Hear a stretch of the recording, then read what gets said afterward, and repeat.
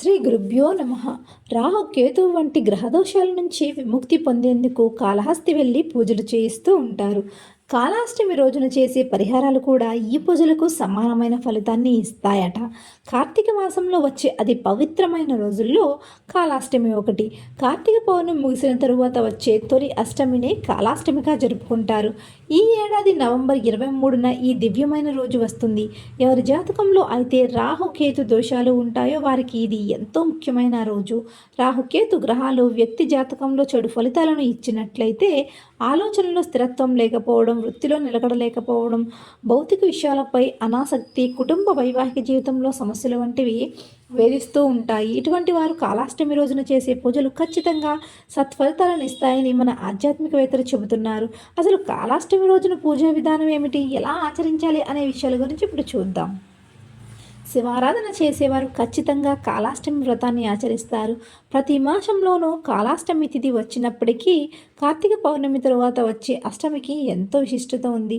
పరమశివుడికి మరో రూపమైన కాలభైరవుణ్ణి ఈరోజు అర్చిస్తారు. అందుకే దీనిని భైరవాష్టమి అని కూడా అంటారు. ఈ రోజున భక్తులు ఉపవాస దీక్షలు ఆచరించి మొక్కులు చెల్లించుకుంటారు. కాలభైరవుణ్ణి సాయంత్రం వేళ పూజిస్తూ ఉంటారు.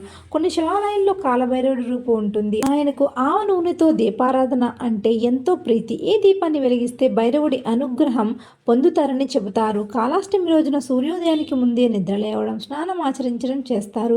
వీధుల్లో కనిపించే నల్ల రంగులో ఉండే సునకాలను సాక్షాత్తు కాలభైరవుడి స్వరూపంగా భావిస్తారు. వీటికి పట్టు మినప్పప్పుతో చేసిన గారెలు, పెరుగన్నం ఆహారంగా ఇస్తారు. కాళాష్టమి వ్రతకథను ఈరోజు చదువుకోవడం వలన సకల శుభాలు కలుగుతాయట. భైరవుడికి కొబ్బరికాయ, నల్ల బెల్లం, రొట్టెలను నైవేద్యంగా సమర్పిస్తారు. ఇలా చేయడం వల్ల జాతకంలో రాహుకేతు దోషం నుంచి విముక్తి లభిస్తుందట. అంతేకాదు దుష్టశక్తులు, నెగిటివ్ ఎనర్జీ, నరదిష్టి వంటి వాటితో బాధపడుతున్న వారు ఈరోజు ప్రత్యేక పూజలు చేయడం వలన వీటి నుండి బయటపడతారని మన భక్తుల నమ్మకం.